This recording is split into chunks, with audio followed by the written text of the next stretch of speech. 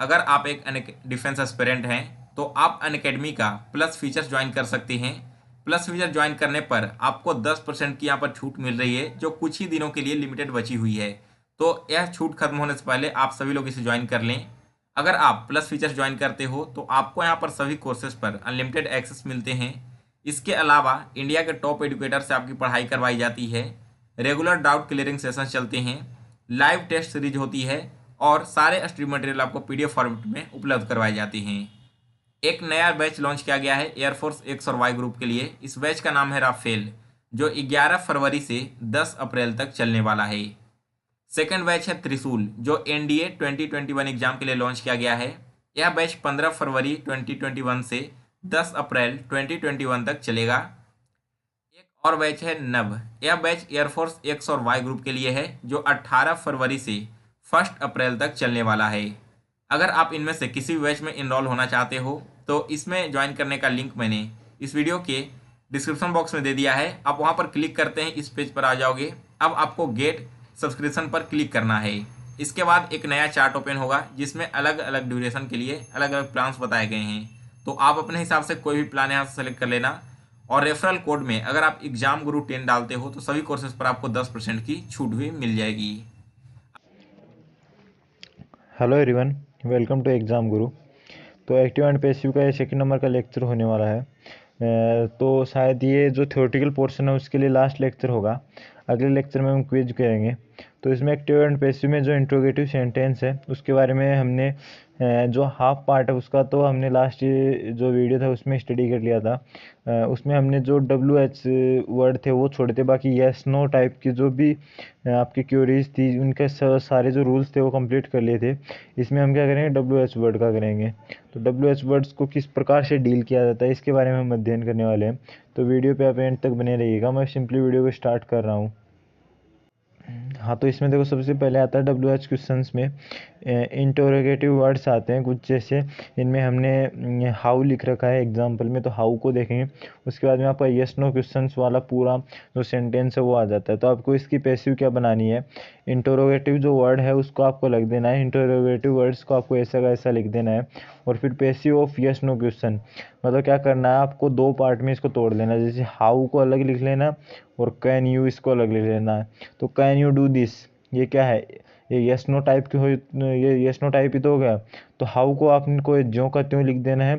फिर can you do this को आपको लिख देना है can this be done by you. जो आपका यस नो टाइप है उसको आपको क्या कर देना है, पैसिव बना देना है। हाउ को ऐसा का ऐसा लिख के इन दोनों को जोड़ देना है, ठीक है। फिर उसके बाद में आपको नेक्स्ट आता है WH वर्ड्स में इंटेरोगेटिव वर्ड्स आता है। उसके बाद में यस नो आता है। सॉरी, ये तो वही आ गया है। तो बिल्कुल ये तो वही आ गया। आगे आता है हु से रिलेटेड आता है और विच से रिलेटेड आता है। तो यदि आपको हु और उसके बाद ऑक्सिलरी वर्ब दिखाई देती है, फिर मेन वर्ब आती है, तो ऑब्जेक्ट आता है। तो इसमें क्या है कि आपको हु आता है उसको बाई होम में BY plus WHOM by home में इसको कन्वर्ट कर देना है। फिर उसके बाद में फिर उसके बाद में आपको बाई होम में कन्वर्ट करने के बाद में ऑक्सिलरी वर्ब आपको ज्यों की त्यों लिख देनी है, फिर ऑब्जेक्ट लिख देना है, फिर बी प्लस वर्ब की थर्ड फॉर्म। तो जो स्ट्रक्चर है ये आपको याद करने होंगे, बाकी आपका सारा चीज़ क्लियर हो जाएगा। अब इसमें क्या है, who has written the book of miracle. तो इसमें क्या करना है, हु को आपको बाई होम में कन्वर्ट कर देना। तो by whom the book of miracle, ये ऑब्जेक्ट है, ये बन जाएगा सब्जेक्ट। लेकिन बीच में ऑक्सिलरी वर्ब आएगी, तो ऑक्सिलरी वर्ब हैव हैज़ है। तो by whom has the book of miracle been written, क्योंकि हैज़ है तो हैज़ के बाद में बीन आएगा। समझ में आ गया आपको बातें। मैंने क्या किया है इसमें, तो आपका क्वेश्चन है हुआ है who has written the book of miracle. तो इसमें आएगा by whom the book of miracle has, sorry, by whom has the book of miracle been written. तो इसमें आपको करना क्या है, बस आपको डायरेक्ट से चीज़ है कि आपको स्ट्रक्चर याद करने हैं। ये स्ट्रक्चर तो आपको याद करने ही होंगे, बाकी आपका सब कुछ क्लियर हो जाएगा।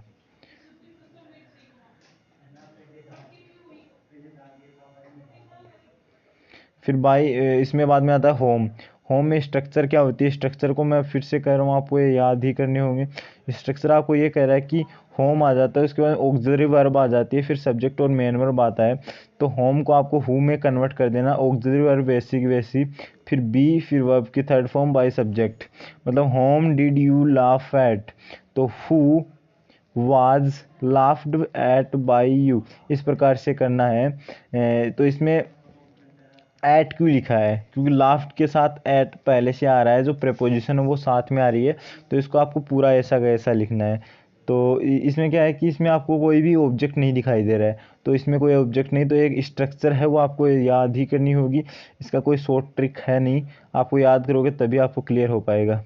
अब हम बातें करेंगे उसके बाद में active and passive of imperative sentence. मतलब आज्ञात्मक होता है एक तरह से, अगर हम इनको हिंदी में सोचें तो या आज्ञात्मक होता है, जिनके जो सेंटेंस होते हैं उनके स्टार्टिंग में एक तरह से कुछ आपको ऐसे वर्ड दिखें जिनमें आज्ञा का बोध होता है, जैसे लेट होता है, इस हिसाब से ऐसे वर्ड होते हैं। तो फिर आपको क्या करना है, जैसे वर्ब की फर्स्ट फॉर्म आ जाए सेंटेंस के स्टार्टिंग में ही, तो इसमें क्या होता है, इंपेरेटिव सेंटेंस बोला जाता है उनको। तो उनकी पैसिव एक्टिव से अगर आप उनकी पैसिव बनाते हैं तो किस प्रकार से बनाते हैं। तो विद ऑब्जेक्ट क्या होता है, यदि आपको इंपेरेटिव सेंटेंस में ऑब्जेक्ट मिलता है साथ में, तब क्या होता है, आपको कुछ ऐसे वर्ड मिल जाएंगे एक्टिव में जिनके साथ वर्ब की फर्स्ट फॉर्म होती है स्टार्टिंग में और फिर ऑब्जेक्ट डायरेक्ट होता है। तो इनके आपको पैसिव कैसे बनानी होंगी, लेट बना देना है, फिर ऑब्जेक्ट बना देना है, फिर बी वर्ब की थर्ड फॉर्म। मतलब वर्ब की फर्स्ट फॉर्म के साथ यदि आपको ऑब्जेक्ट दिखाई देता है तो लेट, फिर उसके बाद में object plus be plus verb की थर्ड फॉर्म, इस प्रकार से। तो इसमें क्या है, एक इसका दो तरीके से बन सकता है कि you are requested, ordered, advised, forbidden plus to plus verb की फर्स्ट फॉर्म के साथ ऑब्जेक्ट आता है। क्या होता है, you are requested, ordered, advised, forbidden, और उसके बाद में टू आ जाता है, फिर वर्ब की फर्स्ट फॉर्म के साथ ऑब्जेक्ट लग जाता है। तो ये चीज़ें आपको याद रखनी होंगी। अब अपने एग्जाम्पल इसका देखेंगे। एग्जाम्पल क्या है विद ऑब्जेक्ट का, bring a glass of water. तो इसकी दो तरीके से पैसिव बन सकती है। एक तो मैंने क्या बताया कि लेट, ठीक है, फिर लेट के बाद में क्या आता है, ऑब्जेक्ट, तो ए ग्लास ऑफ वाटर, ठीक है, और फिर उसके बाद में बी प्लस वी थ्री जो ब्रिंग है इसकी ब्रोट हो जाएगी वर्ब की थर्ड फॉर्म। और एक इसका सेकंड मेथड होता है यू आर, फिर इसमें क्या है, bring a glass water, glass of water मतलब पानी का गिलास लाओ, तो ऑर्डर हो तो you are ordered to bring a glass of water, वो सेम व सेम आपको लिख देना है। तो दो तरीके से बन सकती है, लेकिन आपकी एग्जाम में बेस ज़्यादा से ज़्यादातर आपकी यही पूछी जाती है। तो आपको ये याद रखना है कि लेट वर्ब की फर्स्ट फॉर्म प्लस सब ऑब्जेक्ट होता है। यदि आपके पास ऐसा स्ट्रक्चर हो वर्ब की फर्स्ट फॉर्म प्लस ऑब्जेक्ट, तो क्या होता है, let plus object plus be plus verb की थर्ड फॉर्म। तो ये स्ट्रक्चर आपको याद ही करना होगा, उसके अलावा आप कुछ नहीं कर सकते। फिर विदाउट ऑब्जेक्ट यदि आपको दिखाई देता है, तब आपके पास क्या होता है, एक्टिव में V1 ही दिखाई देता है। तो सीधी सी बात है, ऑब्जेक्ट ही नहीं है, तो यू आर फिर रिक्वेस्टेड टू ऐसा कुछ लिख के two plus V1 plus object ऐसा लिख देना। एग्जाम्पल से आपको और क्लियर होगा, जो स्ट्रक्चर हो तो आपने याद कर ली होगी। अब इसमें डू नॉट गो देयर, अब इसमें आपको कुछ ऑब्जेक्ट दिख रहा है, बिल्कुल नहीं दिख रहा आपको ऑब्जेक्ट, ऐसा कुछ है नहीं। तो डू नॉट गो देयर, इसमें क्या हो रहा है, आपको एक तरह से आदेश सा दिया जा रहा है कि वहाँ पे आपको नहीं जाना है। तो इसलिए क्या होगा, you are commanded not to go there, या फिर यू आर फॉरबिडन, फॉरबिडन के अंदर ही नोट छुपा हुआ है, तो you are forbidden to go there, ये हो जाएगा। एंड उसके बाद में मोरल सजेशन क्या होता है, सॉरी, तो मोरल सजेशन के लिए आपको क्या करना, मोरल सजेशन का बेसिक सा ये होता है कि इसमें स्ट्रक्चर क्या होती है, वर्ब की फर्स्ट फॉर्म आपको दिखाई दे देती है, फिर आपको ऑब्जेक्ट दिखाई दे देता है। लेकिन जो वर्ब की फर्स्ट फॉर्म होती है वो कुछ इस प्रकार से होती है, उनमें कुछ वर्ड होते हैं जैसे रिस्पेक्ट टाइप के, जिनसे आदर का भाव होता है, मतलब एक तरह से मोरल सजेशंस होती हैं वो, जिनमें जैसे रिस्पेक्ट द एल्डर्स, मतलब बड़ों की आपको क्या करनी चाहिए, आपको आदर करना चाहिए। तो इसमें एक तरह से मोरल ये आपको सजेशन दिया जा रहा है। तो आपको इसको क्या करना है, जैसे आप इसकी पैसिव बनाओगे, तो पैसिव आप बनाओगे ऑब्जेक्ट लगा देना है, फिर शुड बी वर्ब की फर्स्ट फॉर्म, जैसे the Elder should be respected, इस प्रकार से बनाना होता है। जो एक तरह से आप सोच सकते होंगे इन दोनों का अर्थ आपको सेम दिखाई दे रहा है। अब आप एयरफोर्स नेवी और एनडीए के एग्ज़ाम में, कोस्ट गार्ड के एग्ज़ाम में जब भी आप बैठे रहोगे तब आपके पास पता है आपको A B C D option दिया हुआ होगा। तो मैं आपको नॉर्मल से बताऊं तो ऐसे क्वेश्चन आते भी कमी है, और अगर बाई चांस आपके आ जाते हैं तब आपको ऑप्शन काटना होगा। कभी भी इन क्वेश्चंस को आपको सोल्व नहीं करना होगा, ऑप्शन काटना होगा। अब आपके दिमाग में जैसे ही वर्ब की फर्स्ट फॉर्म प्लस ऑब्जेक्ट का दिमाग में आएगा, तब आपको मोरल सजेशन का कब खटकेगा, जब आपके पास ऐसे कुछ आए जिनमें आपको क्या क्या बताया गया है, कुछ सजेशन दिए गए, सुझाव दिए गए हैं।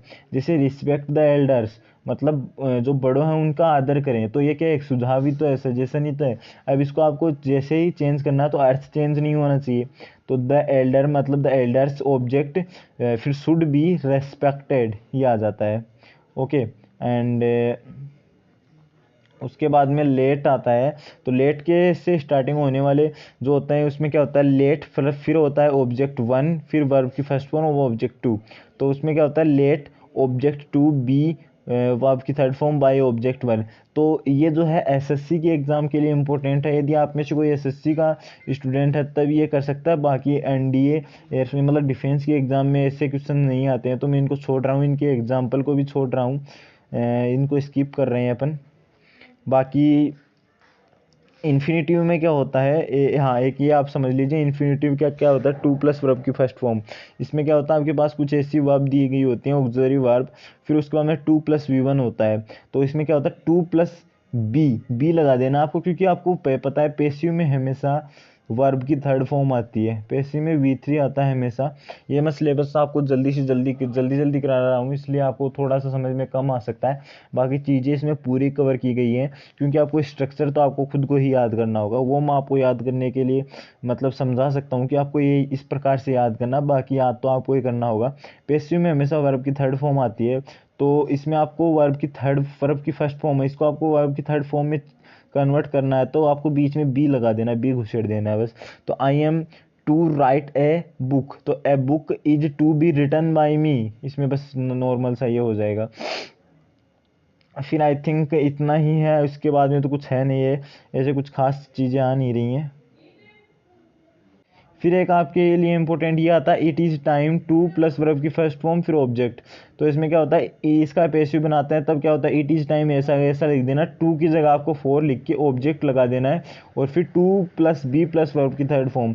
तो स्ट्रक्चर मेरे हिसाब से तो ये बहुत ही अच्छा क्वेश्चन है आपकी एग्जाम के पॉइंट ऑफ व्यू से, अगर आप देखे जाए तो ये आपको नोट कर लेना अपनी नोटबुक में। इसमें क्या है, एक्टिव जैसे एग्जाम्पल देखें तो इट इज़ टाइम, बॉक्स बना दे रहा हूँ मैं, इसमें क्या है, it is time to stop thinking. तो इट इज़ टाइम आपको ऐसा का ऐसा लिख देना है, for thinking to be stopped, क्योंकि यहाँ पे थिंकिंग क्या है, ये थिंकिंग है, ये आपकी क्या है, ऑब्जेक्ट की तरह यूज हो रहा है। तो ऑब्जेक्ट आपको इस प्रकार से कर लेना है। बाकी इसमें बोला क्या है मैंने कि it is time to stop thinking, तो इट इज़ टाइम आपको ऐसा कैसा लिख के थिंकिंग को 4 से जोड़ के, क्योंकि 4 प्लस ऑब्जेक्ट आता है तो 4 थिंकिंग टू बी स्टॉप्ड आएगा। स्टॉप्ड क्यों आएगा, क्योंकि वर्ब की थर्ड फॉर्म यूज़ करनी है, इस हिसाब से होगा। तो आपको अगर एग्जाम में अगर ऐसा आएगा तब आपको एक ऑप्शन में ऐसा दिया हुआ होगा, तो आपको बस मतलब A B C D option में आपके पास 2 ऑप्शन तो कट जाएंगे, क्योंकि उनमें वर्ब की थर्ड फॉर्म ही नहीं होगी। तब आप ऐसे ही काटते हो, क्योंकि आपको पता है कि पैसिव होता है, उसकी बेसिक सी चीज़ तो ये होती है कि उसमें वर्ब की थर्ड फॉर्म तो पक्का आएगी, लेकिन वर्ब की थर्ड फॉर्म नहीं होगी तो 2 ऑप्शन तो आप काट दोगे। 2 में आपको दिक्कत रहेगा, तो उसमें क्या होगा, जैसे बी के बाद में वर्ब की मतलब आपको 2 के बाद में एक में तो ये होगा कि एक में तो 2 के बाद में डायरेक्ट वर्ब की थर्ड फॉर्म होगा, लेकिन एक में 2 के बाद में बी और उसके बाद में वर्ब की थर्ड फॉर्म होगा। तब आप इसको भी आराम से काट सकते हो, क्योंकि 2 के बाद में तो हमेशा वर्ब की फर्स्ट फॉर्म आती है, तो आप इसको काट दोगे। तो इसी हिसाब से एग्जाम में क्वेश्चन आते हैं। मैं आपको के लिए क्विज लेके आऊँगा, तो आपको उसमें ज़्यादा क्लियर होगा। तो आई थिंक आज के लिए इतना काफ़ी है। बाकी अपन नेक्स्ट लेक्चर में क्या लाएंगे, इसके क्वेश्चन एंड आंसर आए लेके आएंगे, एक तो क्विज होंगे, तो आपको उसको पार्टिसिपेट कर लेना है। तो आज के लिए बस इतना काफ़ी है, बाकी अपन नेक्स्ट वीडियो में और चर्चा करेंगे। Thank you for watching.